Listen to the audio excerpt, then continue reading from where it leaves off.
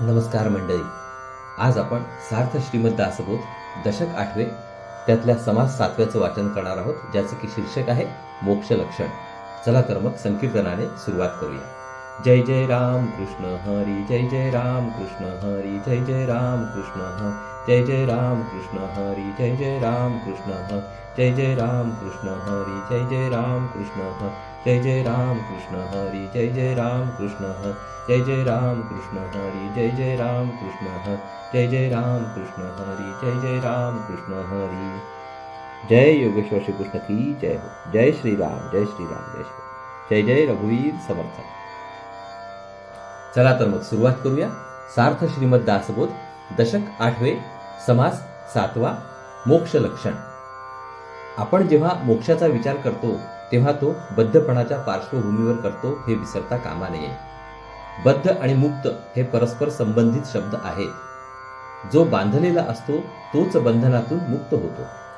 संतांचे आणि वेदांताचे सांगणे असे की जीव बद्ध आहे, बांधलेला आहे ही गोष्ट खरी, पण त्याने केलेला संकल्पच त्याच्या बंधनाचे कारण आहे.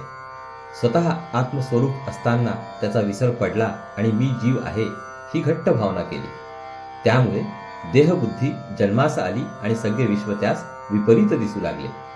मी देहच आहे या भावनेमुळे मला अमुक हवे तमुक नको अशी वासना फोफावली. वासनेच्या पायी जीवाला अनेक जन्म घ्यावे लागतात. त्यामध्ये चुकून मानवदेह मिळण्याची संधी मिळते. मानव शरीरातच संतांची संगत धरून आपले संकल्प बंधन सोडवता येते. ते जर केले नाही तर हे शरीर वाया जाते. पुन्हा माणसाचा देह मिळेलच याची खात्री नाही. सत्समागम केला तर आपल्या अंतर्यामी आत्मानात्म विवेक उदय पावतो. मी देह नाही कारण मी देहाला वेगळेपणाने पाहू शकतो. मी मन नाही, मी बुद्धी नाही, मी अंतःकरण नाही, मी अहंकार नाही, कारण या सर्वांना मी वेगळेपणाने पाहू शकतो. मी आत्माच आहे हे मूळ सत्य संत विवेकाने पटवून देतात. आत्मस्वरूपाचे अज्ञान ही एक निद्रा आहे. त्या निद्रेमध्ये मी देहच आहे असे स्वप्न पडते. ते नाहीसे करण्यास ज्ञानमय जागेपण जरूर असते. विवेकाच्या उपायाने जीवाला जागे करणे हे संतांचे खरे काम आहे. ज्याच्या अंतर्यामी हा विवेक स्थिर होतो त्याचे बंधन सुटायला वेळ लागत नाही. हरिओम. चला तर मग आता ओवी वाचनाला सुरुवात करूया. दशक 8 समास 7 मोक्ष लक्षण. श्रीराम, जय जय रघुवीर समर्थ. मागा श्रोतयांचा पक्ष किता दिवसा होतो मोक्ष, तेची कथा श्रोते दक्ष होऊ नये का. जीव बांधलेला असतो, संत त्यास मोकळा करतो. मागे श्रोत्यांनी असा प्रश्न काढला की मोक्ष पदरात पडण्यास किती दिवस लागतात. त्याचे उत्तर श्रोत्यांनी सावधपणे ऐकावे. मोक्षास कैसे जाणावे, मोक्ष कोणास म्हणावे, संत संगे पावावे, मोक्षास कैसे. मोक्षाला कसे ओळखावे, मोक्ष कशाला म्हणावे, संत संगाने मोक्ष कसा काय प्राप्त होतो, या प्रश्नांची उत्तरे देणे जरूर आहे. तरी बद्ध म्हणजे बांधला आणि मोक्ष म्हणजे मोकळा झाला, तो संत संगे कैसा लाधला तेही ऐका. बद्ध म्हणजे बांधलेला, मोक्ष म्हणजे बंधनातून मोकळा झाला. संत संगतीने बांधलेला मोकळा कसा होतो ते आता ऐका. जीवास त्याच्या संकल्पाचे बंधन असते. मी जीव आहे, मला जन्म मरण आहे, केलेल्या कर्माचे फळ मला भोगले पाहिजे अशा संकल्पांनी जीव बद्ध आहे. प्राणी संकल्पे बांधला, जीवपणे बद्ध झाला, तो विवेके मुक्त केला साधू जनी. प्राणी संकल्पाने बाजूला जातो. मी जीव आहे असा बद्धपणा त्याला येतो. साधू पुरुष जीवाला मनाशी अगदी घट्ट धरून ठेवला. साधू पुरुष जीवाला आत्मानात्म विवेक शिकवून बंधनातून मोकळा करतात. मी जीव ऐसा संकल्प, दृढ धरिता गेले कल्प, तेणे प्राणी झाला अल्प देह बुद्धीचा. मी जीव आहे असा संकल्प केला आणि फार काळ तो मनाशी अगदी घट्ट धरून ठेवला. त्यामुळे जीवाची देहबुद्धी घट्ट झाली. मी देहापुरताच लहान आहे, अल्प आहे, आकुंचित आहे अशी त्याची मनोवृत्ती बनली. मी जीव मज बंधन, मज आहे जन्म मरण, केल्या कर्माचे फळ आपण भोगी न आता. मग प्राण्याला असे वाटते की मी जीव आहे, मी बांधलेला आहे, मला जन्म मरण आहे, मीच केलेल्या कर्मांचे फळ मला भोगायचे आहे. पापाचे फळ ते दुःख आणि पुण्याचे फळ ते सुख, पाप पुण्य आवश्यक भोगणे लागे. पाप कर्माचे फळ म्हणून दुःख भोगावे लागते, पुण्य कर्माचे फळ म्हणून सुख भोगायला मिळते, पण पाप व पुण्य भोगल्या वाचून सुटत नाही. पाप पुण्य भोग सुटेना आणि गर्भवासही तुटेना, ऐसी जयाची कल्पना दृढ झाली. पाप व पुण्य यांचा भोग भोगल्यापासून काही सुटका नाही, त्यामुळे जन्म घेणे काही चुकत नाही, अशी ज्याची कल्पना अगदी घट्ट झालेली असते. तया नाव बांधला जीवपणे बद्ध झाला, जैसा स्वये बांधून कोसला मृत्यू पावे. त्याला बांधलेला म्हणतात. जीवपणाने मी जीव आहे या भावनेने तो बांधलेला असतो. रेशमाचा किडा स्वतःच रेशमाचा कोश निर्माण करतो आणि त्यात अडकून गुदमरून मरून जातो. त्याचप्रमाणे जीव आपणच संकल्प करतो आणि तो घट्ट झाला की जन्म मरणाच्या चक्रात सापडतो. या जन्मामध्ये जीव उगाच भ्रामक कल्पना करून आयुष्य वाया घालवतो. हा जन्म फुकट गेल्यावर पुन्हा माणसाचा जन्म येईल याची खात्री नसते. तैसा प्राणी तो अज्ञान, नेणे भगवंताचे ज्ञान, म्हणे माझे जन्म मरण सुटेची ना. सामान्य जीव प्राणी अज्ञानी असतो, त्याला भगवंताचे ज्ञान नसते. त्याला वाटते की आपल्या मागे लागलेले जन्ममरण काही केल्या सुटत नाही. आता काही दान करू, पुढल्या जन्मास आधारू, तेणे सुखरूप संसारू होईल माझा. मग तो अशी कल्पना करतो की या जन्मी आपण काहीतरी दान केले तर पुढल्या जन्मी ते आपल्याला उपयोगी पडेल, त्या पुण्याने आपला संसार सुखाचा होईल. पूर्वी दान नाही केले म्हणून दरिद्र प्राप्त झाले, आता तरी काही केले पाहिजे की. गेल्या जन्मी आपण काही दान केले नव्हते म्हणून या जन्मी आपण दरिद्री बनलो, तेव्हा आता या जन्मी तरी आपण काहीतरी करायला पाहिजे. म्हणून दिले वस्त्र जुने आणि एक ताम्र नाणे, म्हणे आता कोटी गुणे पावे न पुढे. काहीतरी दान करायचे म्हणून तो एक जुने वस्त्र आणि एक तांब्याचा पैसा काढतो आणि त्यांचे दान करतो आणि मनात कल्पना करतो की पुढील जन्मी या दानाचे फळ कोटीपटीने आपल्याला मिळेल. कुशावर्ती कुरुक्षेत्री महिमा ऐकून दान करी, आशा धरिली अभ्यांतरी कोटी गुणांची. कुशावर्त आणि कुरुक्षेत्र या तीर्थांचा महिमा ऐकला तो असा की या क्षेत्रात दान केले तर त्याचे फळ पुढे अमाप मिळते, म्हणून त्या क्षेत्रात जाऊन दान करतो आणि मनात आशा धरतो की पुढल्या जन्मी आपल्याला कोटीपटीने या दानाचे फळ मिळणार आहे. रुका आडका दान केला, अतितास तुकडा घातला, म्हणे माझा ढीग झाला कोटी तुकड्यांचा. तो एखादा पैसा किंवा अडका दान देतो किंवा अतिथीला एखादा भाकरीचा तुकडा खायला घालतो, त्यावरून तो मनात कल्पना करतो की पुढल्या जन्मी आपल्याला कोटी तुकड्यांची रास मिळेल. तो मी खाईन पुढील जन्मी, ऐसे कल्पी अंतर्यामी, वासना गुंतली जन्मकर्मी प्राणियांची. पुढच्या जन्मी आपण ती खाऊ अशी भ्रामक कल्पना तो मनात करतो. अशा रीतीने जन्म घेण्यात आणि कर्मांमध्ये माणसाची वासना गुंतून राहते. आता मी जे देईन ते पुढील जन्मी पावेन, ऐसे कल्पी तो अज्ञान बद्ध जाणावा. या जन्मी जे आपण दान देतो ते पुढच्या जन्मी अनेक पटीने आपल्याला मिळेल अशी जो कल्पना करतो तो अज्ञानी असतो, तोच बद्ध असतो असे ओळखावे. बहुता जन्माचे अंती होये नरदेहाची प्राप्ती, येथे न होता ज्ञाने सद्गती गर्भवास चुकेना. पुष्कळ जन्म घेऊन झाल्यावर मानव देहाची प्राप्ती होते. मानवाचा जन्म येऊन जर आत्मज्ञान करून घेतले नाही तर जीवाला सद्गती मिळत नाही, त्याचा जन्म मरणाचा फेरा चुकत नाही. गर्भवास नरदेही घडे, ऐसे हे सर्वतान घडे, अकस्मात भोगणे पडे पुन्हा नीच योनी. या जन्मात आत्मज्ञान न होता मृत्यू आला तर पुन्हा गर्भवासामध्ये नरदेहच मिळेल असे घडणे फार विरळ असते. उलट त्या जीवाला एकाएकी खालच्या योनीमध्ये जन्म घ्यावा लागतो. ऐसा निश्चयो शास्त्रांतरी, बहुती केला बहुतांपरी, नरदेह संसारी परमदुर्लभसे. पुष्कळ शास्त्रकारांनी निरनिराळ्या शास्त्रांमध्ये अनेक प्रकारे हीच गोष्ट निश्चयात्मक सांगितली आहे. सारांश, या संसारामध्ये नरदेह मिळणे फारच दुर्लभ आहे. मूर्ख लोक असा दुर्लभ नरदेह विनाकारण वाया कसा घालवतात ते वर्णन आता श्री समर्थ करून सांगतात. हा देह वाया घालवणे म्हणजे एक प्रकारे आत्महत्याच होय. पाप पुण्य समता घडे तरीच नरदेह जोडे येरवी हा जन्म न घडे हे व्यास वचन भागवती. पाप आणि पुण्य यांचे प्रमाण सम होते तेव्हा मानव देह मिळतो. ते प्रमाण सम नाही तोपर्यंत हा देह मिळत नाही असे भागवतामध्ये व्यासांचे वचन आहे.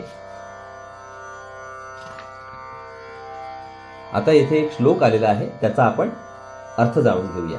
नरदेह माध्यम सुलभम सुदुर्लभम प्लवम सुकल्पम गुरुकर्णधारम मयानुकुलेन नभस्वतेरितम पुमान भवांधी न तरेत्स आत्मा हा.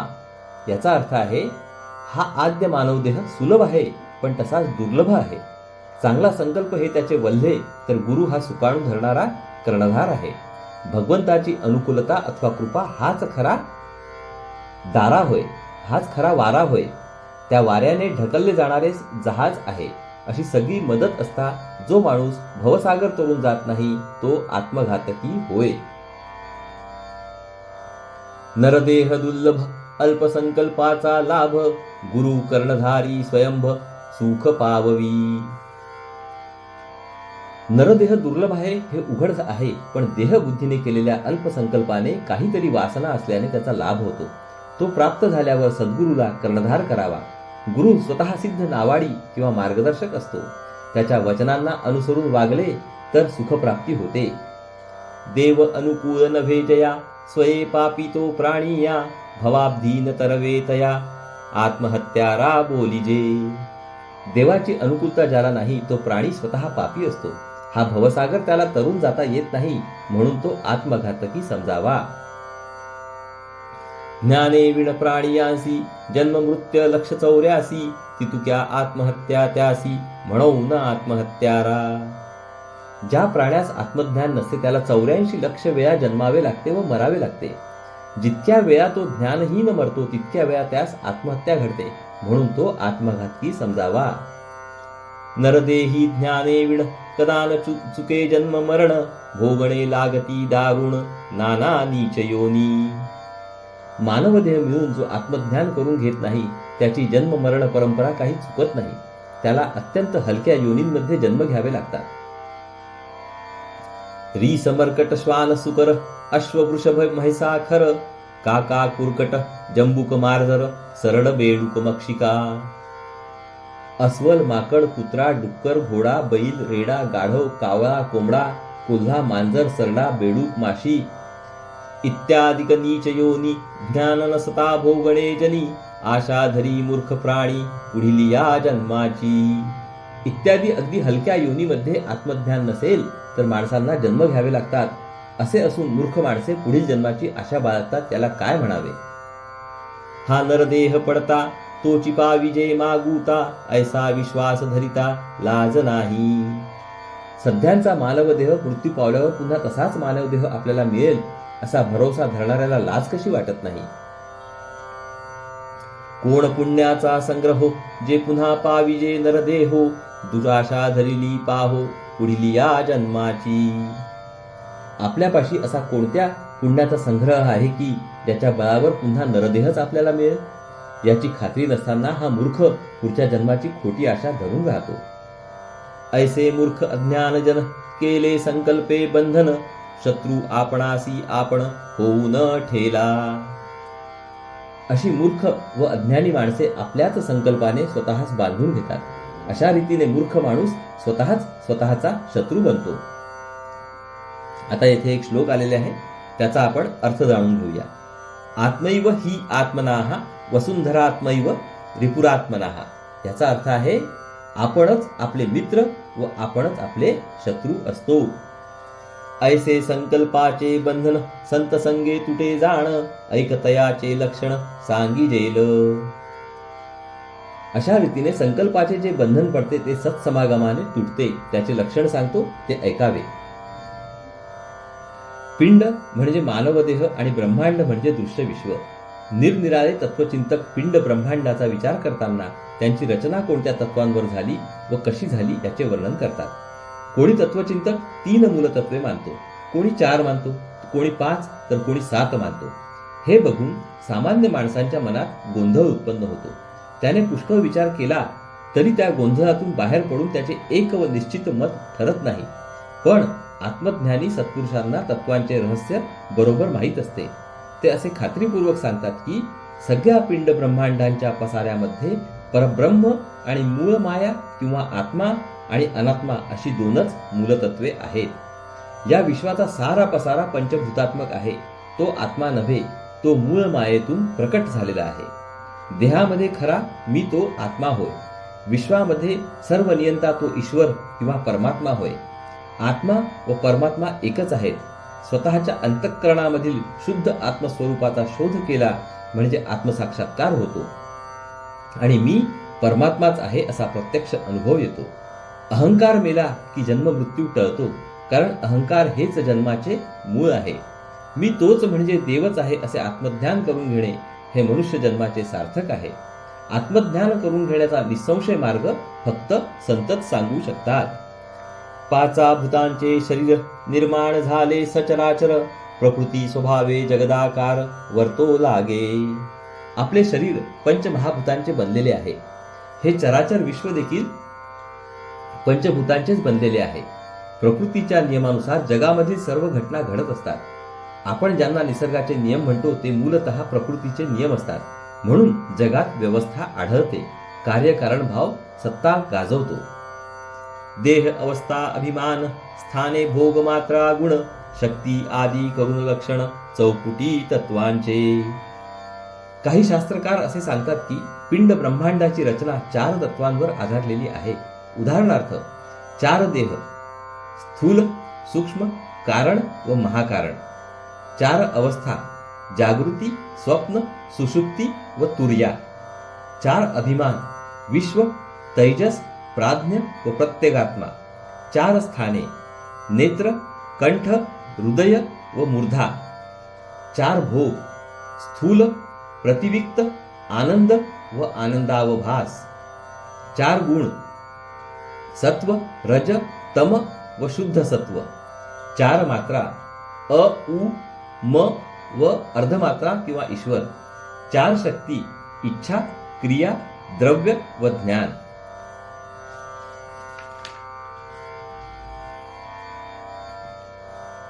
ऐसी पिंड ब्रह्मांड रचना विस्तारे वाढली कल्पना निर्धारिता तत्वज्ञाना मते भांबावली.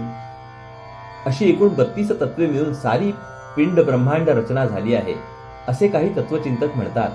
विश्वाचा विस्तार कसा झाला याबद्दल कल्पना जितकी वाढवावी तितकी वाढते. निरनिराळे तत्वचिंतक आपापली कल्पना चालवतात. त्यामुळे तत्वांचा निश्चय करताना तत्वज्ञानामध्ये निरनिराळी परस्पर विरोधी मते उत्पन्न होतात आणि विचारांचा गोंधळ होतो. नानामती नाना भेद भेदे वाढती वेवाद परितो ऐक्यतेचा संवाद साधू जाणती. निरनिराळ्या विचार प्रवाहांमध्ये अनेक भेद असतात. त्या भेदांमुळे वादविवाद वाढत जातात. अशा सर्व भेदांमध्ये अंतर्भूत असणारी ऐक्यता शोधून साऱ्या मतांमध्ये संवाद उत्पन्न करण्याची कला फक्त सत्पुरुषांनाच अवगत असते.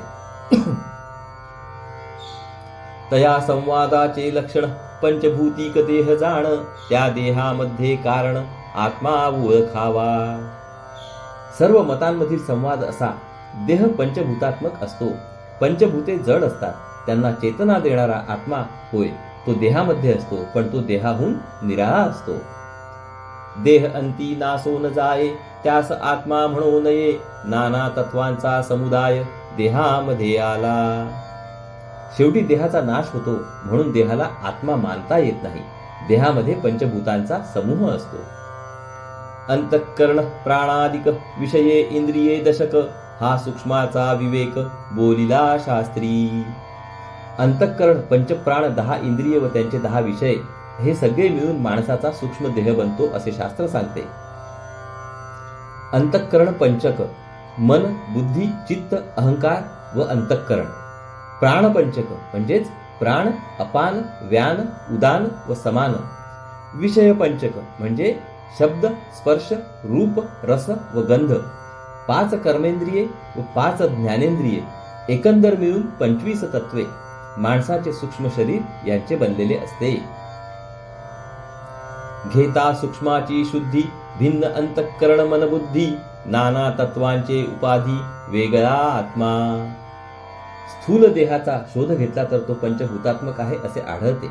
सूक्ष्म देहाचा शोध घेतला तर अंतःकरण, मन व बुद्धी आत्म्याहून निराळी आहेत असे अनुभवास येते. माझे अंतःकरण, माझे मन, माझी बुद्धी असे आपण म्हणतो, म्हणजे मी अंतःकरण, मन व बुद्धी नव्हे, मी त्याहून निराळा आहे. अंतःकरण, मन व बुद्धी पंचभूतांपासून निर्माण झालेल्या उपाधी आहेत. त्या सर्वांहून आत्मा वेगळा आहे. उपाधी म्हणजे वर घातलेले पांघरुण. स्थूल देह काय किंवा सूक्ष्म देह काय, दोन्ही आत्मस्वरूपांवर घातलेले पांघरुण समजावे. याहून आत्मा अगदी निराळा आहे. स्थूल सूक्ष्म कारण, महाकारण विराट हिरण्य, अव्याकृत मूळ प्रकृती जाण, ऐसे अष्टदेह. स्थूल, सूक्ष्म, कारण व महाकारण हे 4 पिंडांचे आणि विराट, हिरण्यगर्भ, अव्याकृत व मूळ प्रकृती हे 4 ब्रह्मांडाचे मिळून 8 देह होतात.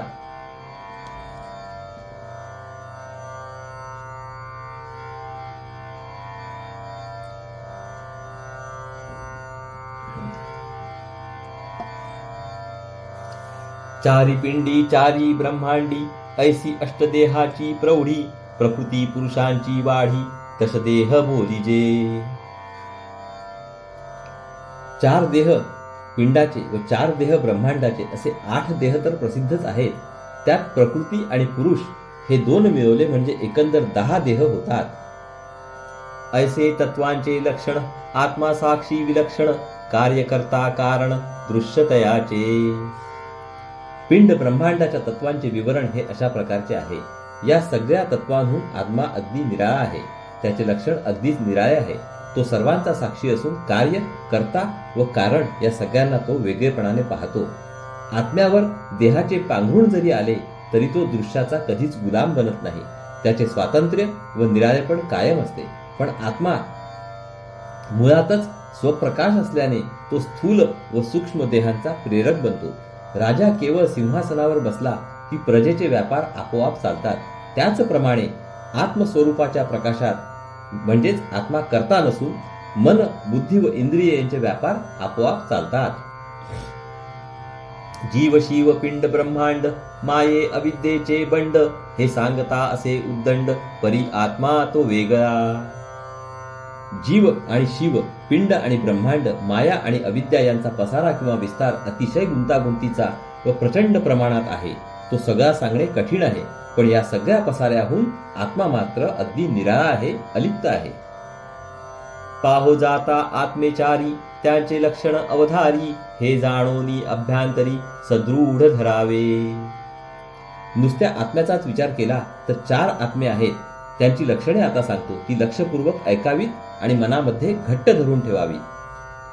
एक जीवात्मा, दुसरा शिवात्मा, तिसरा परमात्मा जो विश्वात्मा, चौथा जाणीजे निर्मलात्मा, ऐसे 4 आत्मे. पहिला जीवात्मा, दुसरा शिवात्मा, तिसरा परमात्मा यालाच विश्वात्मा म्हणतात आणि चौथा निर्मलात्मा होय. असे 4 आत्मे आहेत. भेद उंच नीच भासती, परिचारी एकची असती, ये विषी दृष्टांत संमती, सावध ऐका. या 4 आत्म्यांच्या मध्ये उंच, नीच किंवा श्रेष्ठ, कनिष्ठ भेद आहे असा भास होतो. पण ते खरे नाही, कारण मुळात 4ही आत्मे एकच आहेत. एक दृष्टांत देऊन हा मुद्दा स्पष्ट समजावून देतो, ते नीट ऐकावे. घटाकाश, मठाकाश, महदाकाश, चिदाकाश, अवघे मिळून आकाश, एकची असे. आकाश 4 प्रकारचे आहे. घटाकाश, मठाकाश, महदाकाश आणि चिदाकाश. दिसायला हे प्रकार 4 दिसले तरी मूळ आकाश अखेर एकच आहे. तैसा जीवात्मा आणि शिवात्मा, परमात्मा आणि निर्मलात्मा, अवघा मिळून आत्मा एकची असे.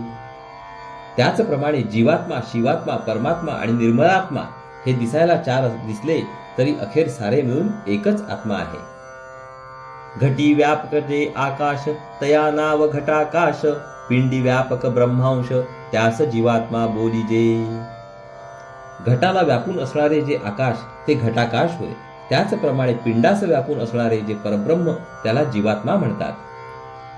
मठी व्यापक जे आकाश तया नाव मठाकाश तैसा ब्रह्मांडी जो ब्रह्मांश त्यास शिवात्मा बोलिजे.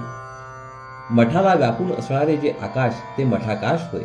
त्याचप्रमाणे विश्वाला व्यापून असणारे जे परब्रह्म त्यास शिवात्मा म्हणतात.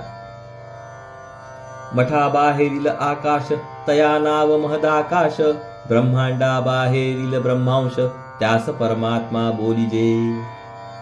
मठाबाहेर असणारे जे आकाश ते महदाकाश होय.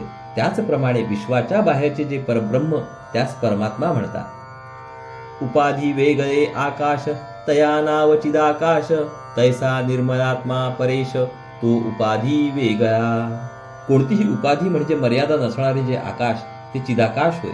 त्याचप्रमाणे कोणत्याही उपाधीपासून निराळे असणाऱ्या परब्रह्माला निर्मलात्मा किंवा परमेश्वर म्हणतात. उपाधी योगे वाटे भिन्न परिते आकाश अभिन्न तैसा आत्मा स्वानंद घन एकची असे. घट किंवा मठ यासारख्या उपाधींच्या योगाने आकाश भेदयुक्त भासले तरी ते मूळ अभेदच असते. त्याचप्रमाणे स्वानंदाने आत बाहेर भरलेला आत्मा पिंड आणि ब्रह्मांड यांच्या उपाधीने लहान मोठा भासतो खरा, पण तो मूळ एकच एक आहे. त्याच्यामध्ये भेदाचा मागमूस नाही. दृश्यासबाह्य अंतरी सूक्ष्मात्मा निरंतरी त्याची वर्णावया थोरी शेष समर्थ नव्हे. आत्मा अत्यंत सूक्ष्म आहे व तो सर्व व्यापून शिल्लक उरतो. म्हणून या दृश्य विश्वामधील प्रत्येक वस्तूला आत्मा आत बाहेर निरंतर व्यापून आहे. त्याचा महिमा वर्णन करण्याचे सामर्थ्य प्रत्यक्ष शेषाच्या अंगी देखील नाही. ऐसे आत्म्याचे लक्षण जाणता नाही जीवपण उपाधी शोधिता अभिन्न मुळीच आहे. आत्मा कसा अत्यंत सूक्ष्म आणि सर्वांना व्यापून आहे हे ज्याच्या अनुभवास आले त्याचे जीवपण शिल्लक उरत नाही. त्याचा जीवभाव नाहीसा होतो. उपाधीचा ठाव घेऊन ती बाजूस सारली की आत्मा मुळात भेदरहित आहे हे साक्षात ज्ञान होते. जीवपणे एकदेसी अहंकारे जन्मसोसी विवेक पाहता प्राणियांसी जन्म कैसा. माणूस जीवपणाने एकदेशी बनतो, संकुचित होतो.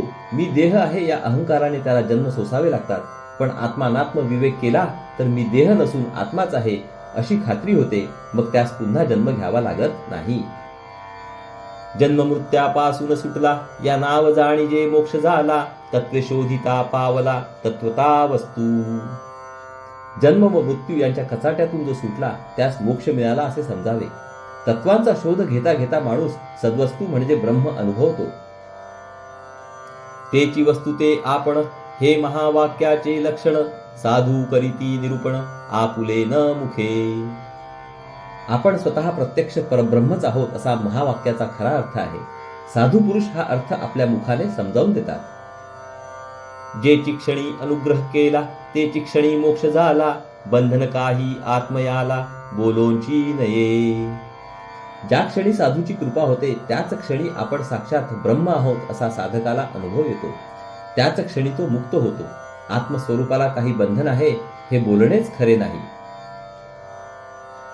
आता आशंका फिटली संदेह वृत्ती मावळली संत संगे तात्काळ झाली मोक्ष पदवी. हे सारे विवेचन ऐकून श्रोत्यांची शंका निरसन पावली. त्यांच्या मनातील संदेह वृत्ती मावळली. संत संघाने मोक्ष पदवी कशी तत्काळ मिळते हे समजले. स्वप्नामध्ये जो बांधला तो जागृतीने मोकळा केला ज्ञान विवेके प्राणियाला मोक्ष प्राप्ती. एका माणसाला स्वप्न पडले की आपण बंधनात आहोत. त्याला जागे केले की त्याचे बंधन नाहीसे होऊन तो मोकळा होतो. त्याचप्रमाणे ज्ञानपूर्वक विवेकाने माणसाची देहबुद्धी नाहीशी होते व त्यास मोक्ष प्राप्त होतो. अज्ञान निसीचा अंती संकल्प दुःखे नासती तेणे गुणे होये प्राप्ती तत्काळ मोक्षाची. अज्ञानरूपी रात्र संपली की माणसाची संकल्प दुःखे नाहीशी होतात. संकल्प नाहीसे झाले की त्या योगाने त्यास ताबडतोब मोक्षाची प्राप्ती होते. तोडावया स्वप्न बंधन न लगे आणिक साधन तयास प्रयत्न जागृती विण बोलोंची नये. स्वप्नामधील बंधन तोडून टाकण्यास दुसरे कोणते साधन लागत नाही, फक्त त्यास जागे करावे. म्हणून साधकाने जागे होण्याचा प्रयत्न करावा, दुसऱ्या साधनाचा विचारच करू नये. तैसा संकल्पे बांधला जीव, त्यास आणिक नाही उपाव. विवेके पाहता वाव, बंधन होये. जीव केवळ संकल्पाने बांधलेला आहे. संकल्पाच्या बंधनातून सुटण्यास दुसरा उपायच नाही. आत्मानात्म विवेक केला तर हे संकल्प बंधन आपोआप नाहीसे होते. विवेक पाहिल्या विण, जो जो उपावतो तो सीण. विवेक पाहता आपण आत्माच असे. विवेका वाचून इतर सगळे उपाय केले तर फुकट श्रम मात्र घडतात. विवेक हाच एक खरा उपाय आहे.